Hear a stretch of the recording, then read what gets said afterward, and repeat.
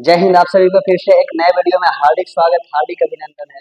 आशा करते हैं आप सभी लोग बहुत ही मस्त होंगे, अच्छे होंगे। ठीक है, अब आपको अच्छी तरह से पता है कि हम लोग कौन सा चैप्टर चल रहे हैं, तो हम लोग को कहाँ तक की चैप्टर मतलब कि चैप्टर में कौन सा टॉपिक तक हम लोग पढ़ चुके हैं। ठीक है, अब कुछ ही टॉपिक रह गया है कि ज्यादा पल का अब हमें इंतजार भी नहीं करना है इस चैप्टर को खत्म करने में। ठीक है, इसके बाद जस्ट हमारा बायोलॉजी आ जाएगा और बायोलॉजी तो बहुत इंटरेस्टिंग सब्जेक्ट होता है। ठीक है, ऐसे तो मानो पढ़ने के ऊपर सब सब्जेक्ट इंटरेस्टिंग होता है, सब्जेक्ट बोला जा रहा है। ऐसे तो आप लोग को आगे चलने के बाद 11th क्लास में सब्जेक्ट अलग हो जाता है, लेकिन अभी तक फिलहाल केमिस्ट्री, फिजिक्स और बायोलॉजी एक ही में मिलेगा। ठीक है, तो पढ़ने के ऊपर सब चीज इंटरेस्टिंग होता है, बस पढ़ा किस तरीका से जा रहा है और आखिर आपको किस तरह से पढ़ाया जा रहा है ये डिपेंड करता है। ठीक है, तो हमने पीछे कल कहाँ तक पढ़ा था, थोड़ा सा हम लोग चर्चा करते हैं। आपको कल बताया गया था कि दहन प्रक्रिया क्या होती है। दहन में क्या होता है कि हम यदि पदार्थों को जलाते हैं तो जलाने के लिए ऑक्सीजन बहुत ही महत्वपूर्ण होता है।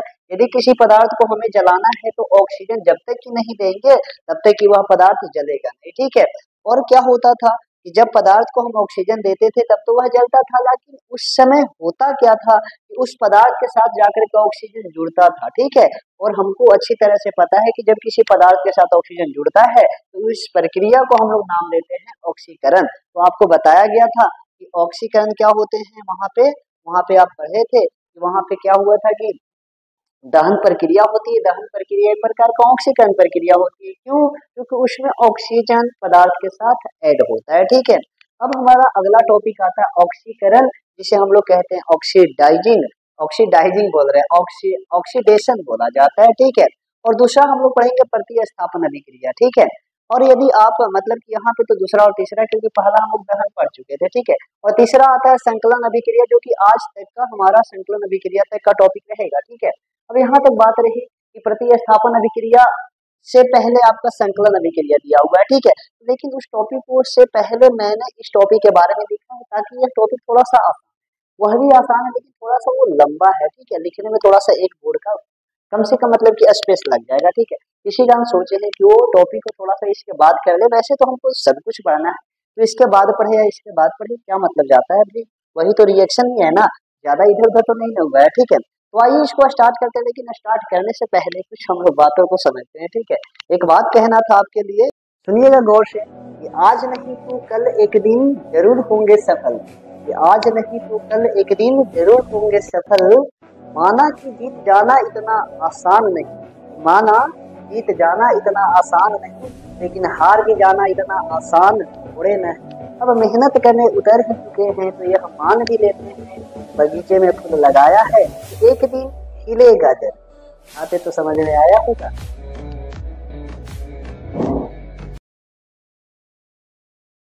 ठीक है, तो आइए स्टार्ट करते हैं हमारा ऑक्सीडेशन अर्थात की ऑक्सीकरण अभिक्रिया क्या होती है ना।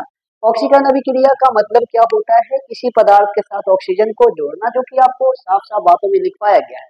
ऑक्सीकरण का मतलब होता है किसी पदार्थ के साथ ऑक्सीजन का जुड़ना।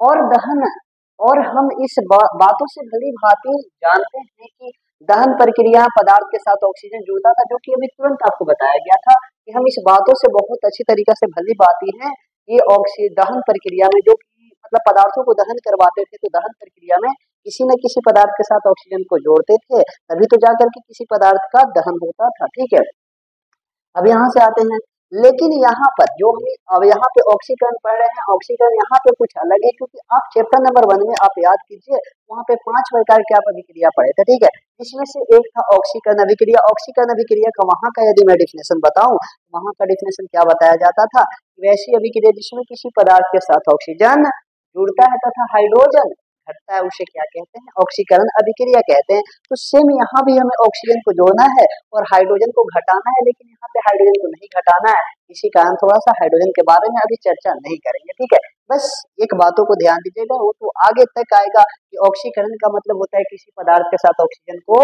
ऐड करना या तो जोड़ना, उसी को कहते हैं। ठीक है, लेकिन यहाँ पे क्या होता है, ऑक्सीकरण प्रक्रिया एथेनॉल से कार्बोक्सिलिक अम्ल के निर्माण की वह विधि होती है जिसमें एथेनॉल को ऑक्सीजन के साथ क्षारीय KMnO, इसका बताएंगे क्या नाम होता है, वैसे तो आप लोग को पता होना चाहिए, या अम्लीय K2Cr2O7 की उपस्थिति में गर्म करते हैं, तब कार्बोक्सिलिक अम्ल का निर्माण होता है। क्या बोला, थोड़ा सा लंबा हुआ लेकिन है बहुत आसान। यहाँ पे हम लोग पढ़े ऑक्सीकरण अभिक्रिया, तो यहाँ पे ऑक्सीकरण अभिक्रिया वैसी अभिक्रिया होती है जिसमें एथेनॉल, एथेनॉल को हम लोग क्या कहते हैं, एथिल एल्कोहल भी कहते हैं, अभी तुरंत बताएंगे। यदि आपको पता होगा तो बहुत अच्छी तरीका से आपको समझ में आएगा और आप इसका रिएक्शन खुद से भी लिख पाइएगा, लेकिन नहीं पता होगा एथेनॉल का अभिक्रिया मतलब एथेनॉल का फॉर्मूला क्या होता है। वैसे तो सब कुछ बताया गया है, लेकिन बोला जाता है ना कि आपको जितना अच्छा रिवीजन रहेगा उतना ज्यादा आपको समझ में आएगा।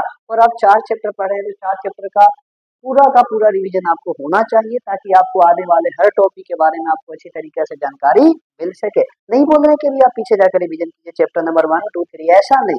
जो चैप्टर पढ़े उसके बारे में आपको डीप तरीका से जितना पढ़ाया गया उतना आपको रिवीजन होना चाहिए, ठीक है। तो हम लोग कहाँ थे, तो यहाँ पे ऑक्सीकरण अभिक्रिया वैसी अभिक्रिया होती है जिसमें एथेनॉल को क्या करते हैं ना, एथेनॉल को ऑक्सीजन की उपस्थिति में KMnO4 या तो K2CrO2 7 की उपस्थिति में, मतलब इन दोनों की सहायता से जब ऑक्सीजन के साथ गर्म करते हैं ना तो किसका निर्माण होता है, तो कार्बोक्सिलिक अम्ल का निर्माण होता है।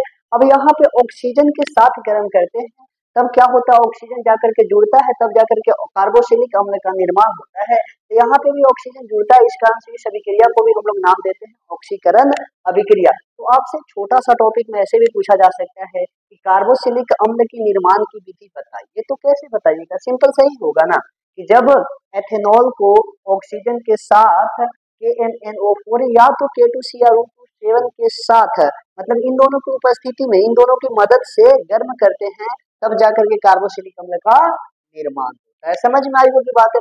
अब सबसे पहली बात है हमको क्या लेना है, एथेनॉल लेना है। एथेनॉल का फॉर्मूला क्या होता है आपको पता है, मीथ मतलब कार्बन 1, इथ मतलब कार्बन 2 होता है। तो कार्बन कितना आ जाएगा भाई, कार्बन 2 होगा एथेनॉल। अब आपको पता है कार्बन 2 तो हाइड्रोजन कितना होना चाहिए, हाइड्रोजन होना चाहिए 6 है। अब यहाँ पे थोड़ा सा आपको लगेगा 6 तो होता नहीं, होता तो 5 है, लेकिन 5 कैसे होगा, जब इसके साथ कुछ ना कुछ जोड़ेंगे तब जोड़ने के लिए 1 हाइड्रोजन को हटाया जाता था। आपको बताए थे एल्केन में क्या होता है, कार्बन की संख्या से हाइड्रोजन की संख्या 2 गुना से 2 ज्यादा होता था, ठीक है। तो यहाँ पे एक हाइड्रोजन को हम हटाएंगे किसके द्वारा, एल्कोहल ग्रुप के द्वारा हटाएंगे, ठीक है।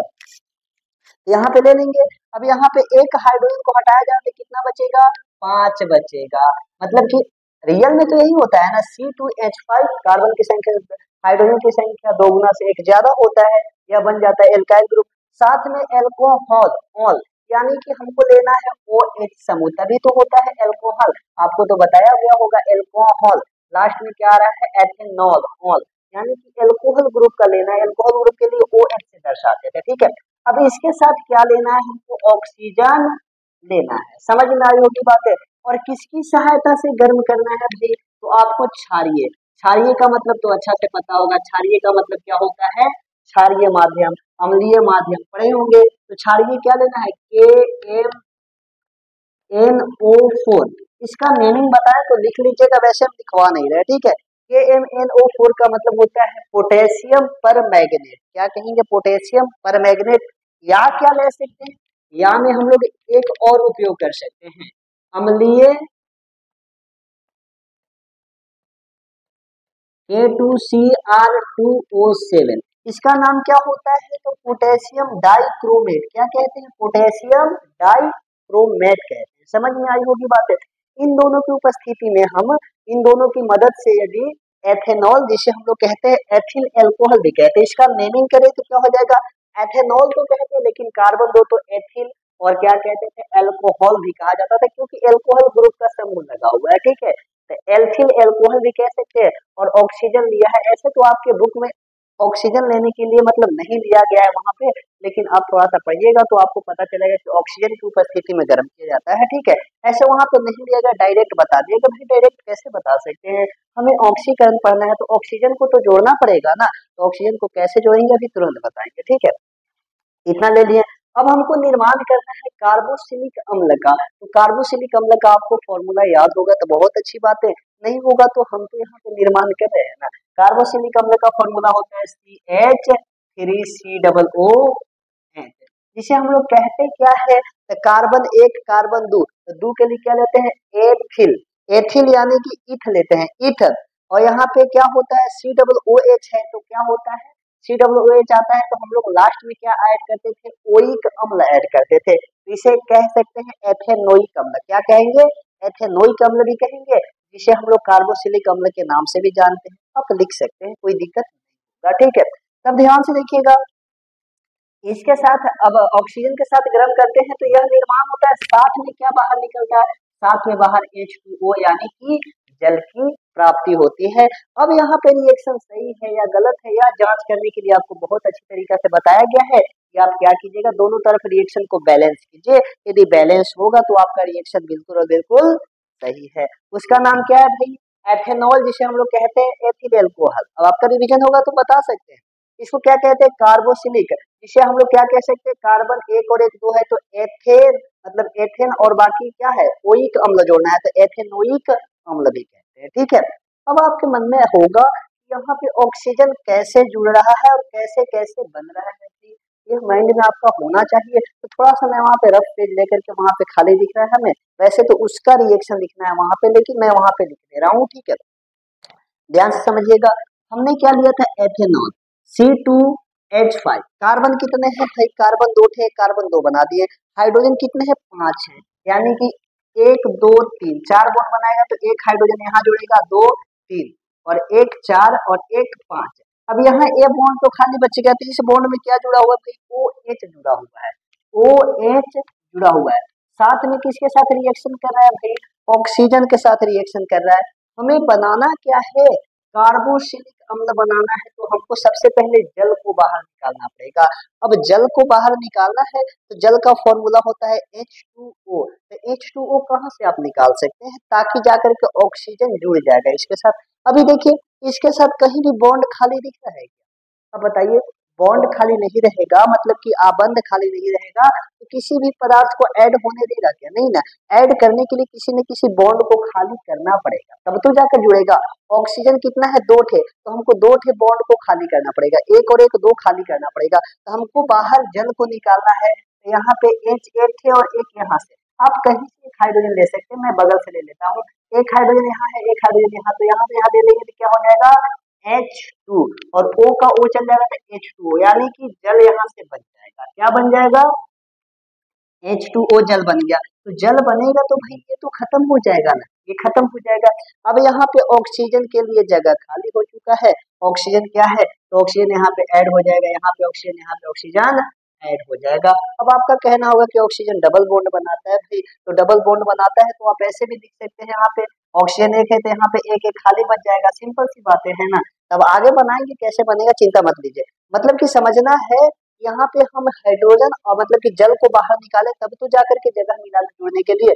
अब यह आ गया, यहाँ पे बॉन्ड खाली हो गया, यहाँ पे डबल बॉन्ड बच चुका है, ठीक है, डबल बॉन्ड बचा है तो जाकर के हम ऑक्सीजन को ऐड कर सकते हैं, कर सकते हैं ना। अब तो आपको समझ में आया होगा, ऑक्सीजन को हम लोग यहाँ ऐड कर रहे हैं, ठीक है। तो ऑक्सीजन ऐड करेंगे तो क्या बन जाएगा भाई, अब यहाँ पे मैं लिखूं तो ऑक्सीजन कितने हैं, ऑक्सीजन 2 है, 2 है ना। तो मैं इसको कैसे लिख सकता हूँ, यहाँ से मैंने जल को हटा दिया, अब यहाँ पे ये जाकर के वहां पे चला गया, ध्यान दीजिएगा, यहाँ पे क्या लिखे, कार्बन एक और एक 2, कार्बन 2 हम ऐसे लिख सकते हैं क्या, नहीं लिख सकते हैं क्या, लिख सकते हैं ना।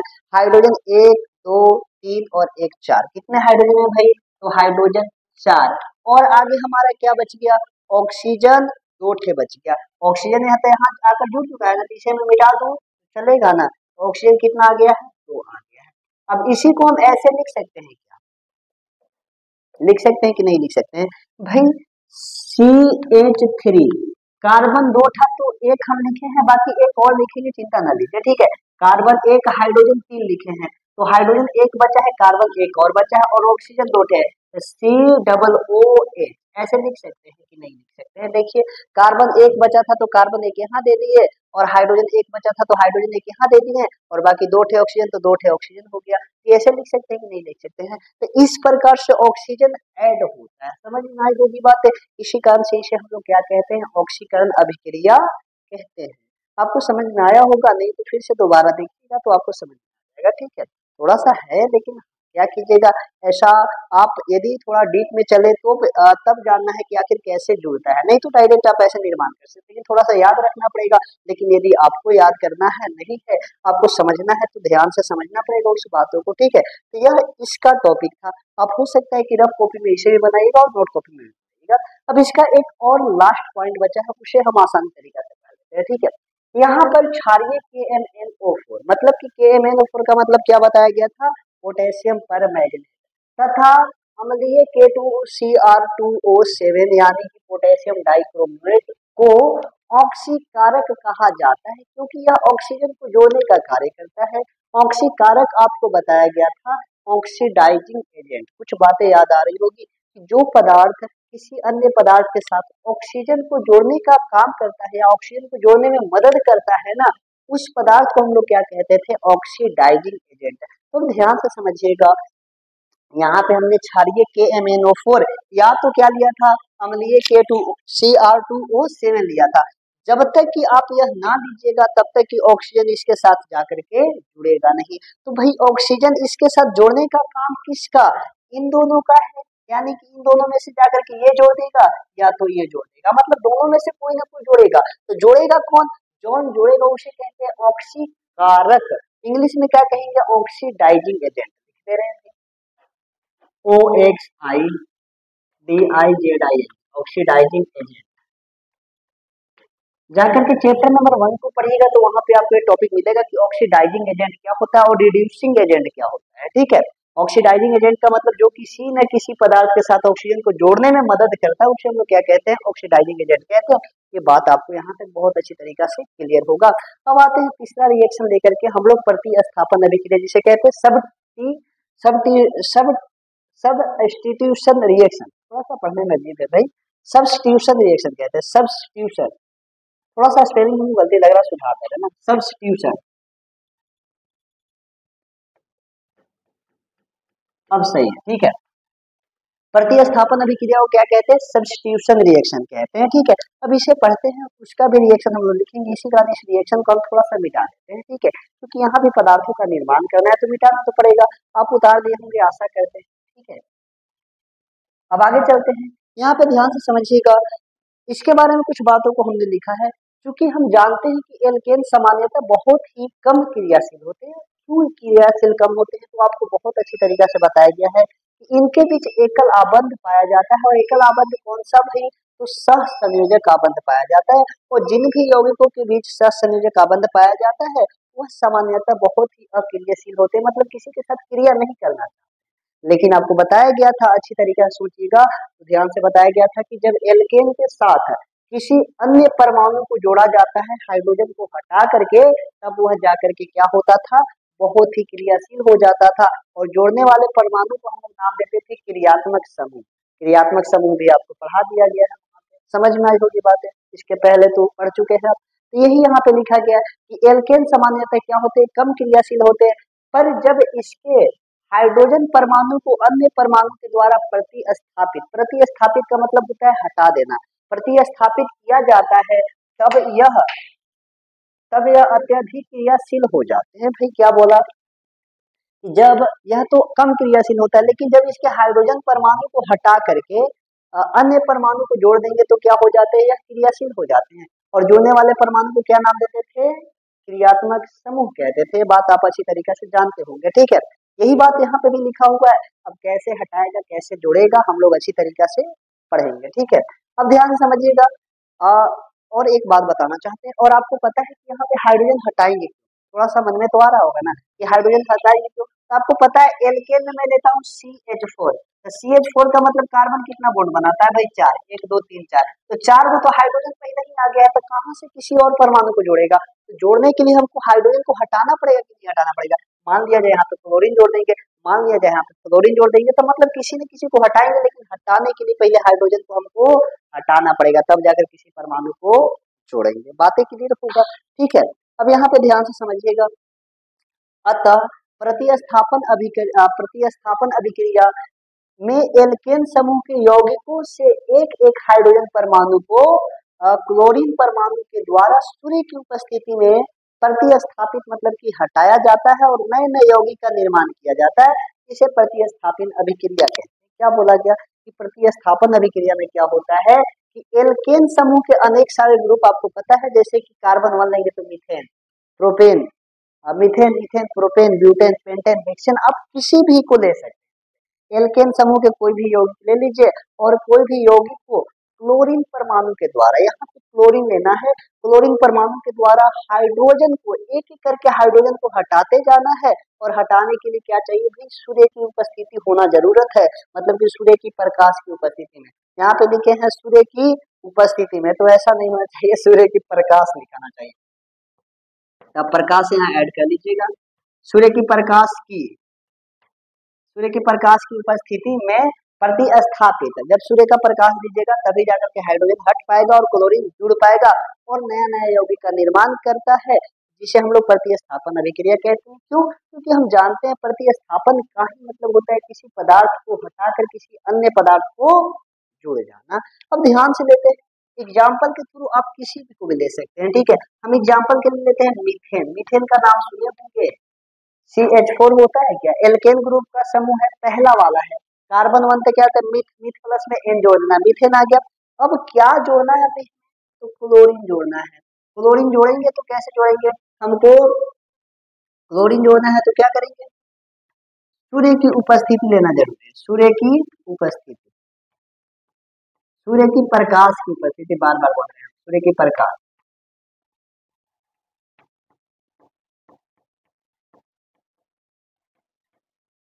सूर्य की प्रकाश की उपस्थिति होना बहुत ही जरूरी है।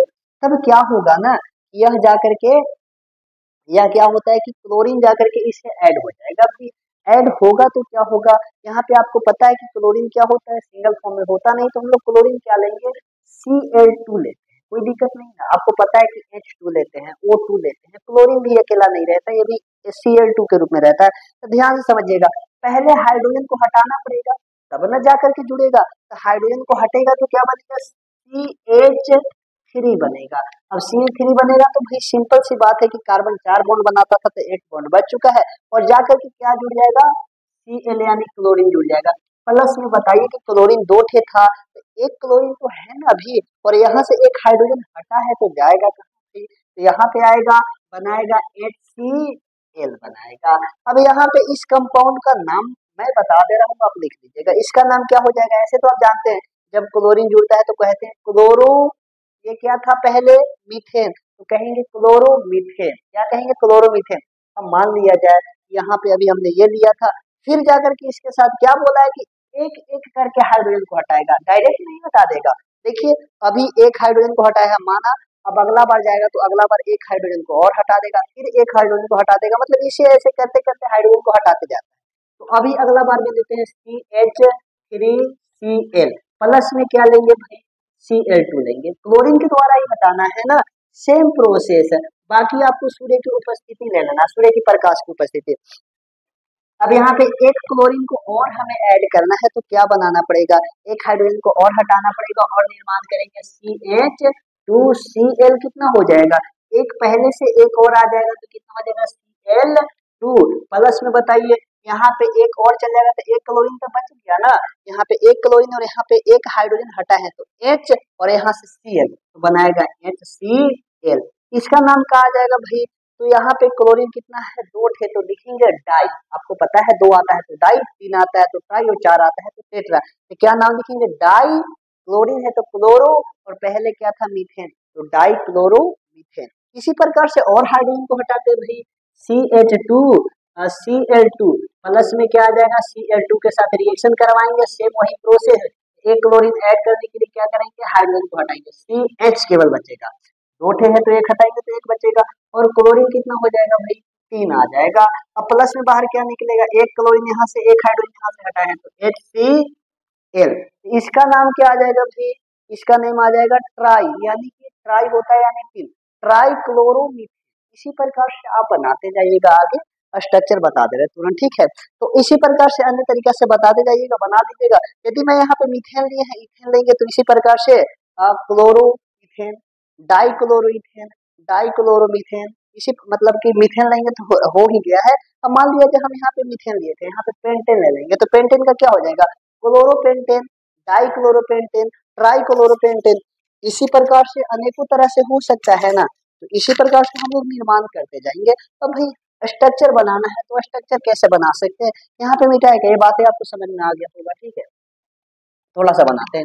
स्ट्रक्चर तो बहुत आसान है ना। यहाँ पे देखिए ना, कार्बन को पहले कैसे लिए थे, 4 थे हाइड्रोजन को जोड़ना था, जोड़ना था क्या, तो एक हाइड्रोजन को हटाया गया तो एक क्लोरीन जुड़ गया, भाई फिर से हटाया गया तो फिर से एक क्लोरीन जुड़ जाएगा, फिर से एक हटाया गया तो फिर एक क्लोरीन को जुड़ जाएगा, इसी इसी कर करके 4 क्लोरीन को जोड़ते हैं और क्या बनाएगा, टेट्रा क्लोरोमीथेन बनाता है। एक और जोड़ेगा, यहाँ पे मान लिया जाए ये बचाना, एक और हाइड्रोजन है तो एक और हाइड्रोजन को हटाएगा कि नहीं हटाएगा, CHCl3 है प्लस में क्लोरीन के साथ अभिक्रिया करवाइएगा तो सेम प्रोसेस, एक क्लोरीन जाएगा तो क्या हो जाएगा, CCl4 होगा कि नहीं होगा।